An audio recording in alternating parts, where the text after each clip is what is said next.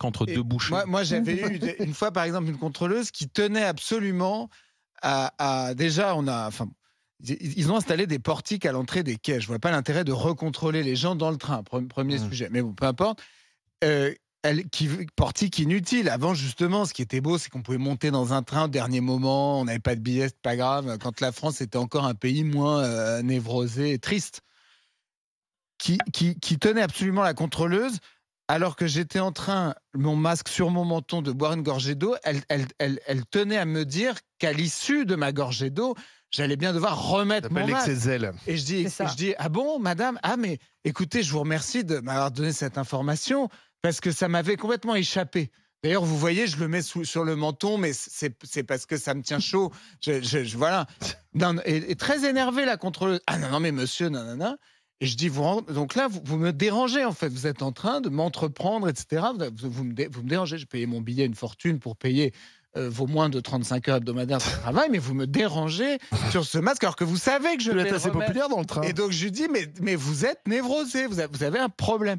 Et donc, mais heureusement que les gens se sont, dans leur majorité, soignés de cette névrose collective qui était abominable. Là, on va y retourner. Le contrôle de chacun par chacun.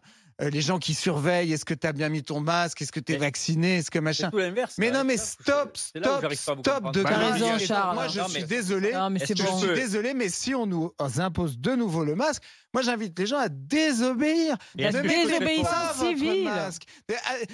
Soyez des citoyens libres. Arrêtez de vous laisser gouverner par ces gens qui sont même pas foutus de vous assurer de l'électricité en hiver. Ce sont des incompétents absolus auxquels vous ne devez aucun compte. Et donc, qu'on nous foute la paix, que Braun et compagnie qui ont peur de mise en examen fantoche, d'enquête fantoche, de risque pénal qui n'existe pas. C'est des gens. Mais Édouard Philippe, il avait à peine quitté Matignon qu'il était mis en examen. On prend les paris, un peu bizarre, les paris que ça ne donnera rien, ni pour Philippe, ni pour Buzyn, ni pour Salomon, ni pour personne. Mais reconnais que la judiciarisation de la vie politique est une connerie. C'est pas normal. Les condamnations, qui a été condamné? On peut reprocher tout à Édouard Philippe. On peut reprocher aussi beaucoup de choses à Agnès Buzyn, peut-être d'avoir quitté le ministère de la Santé pour brillamment se faire battre à Paris, mais d'avoir des poursuites judiciaires. On est le seul pays au monde à poursuivre judiciairement ceux qui ont géré le Covid.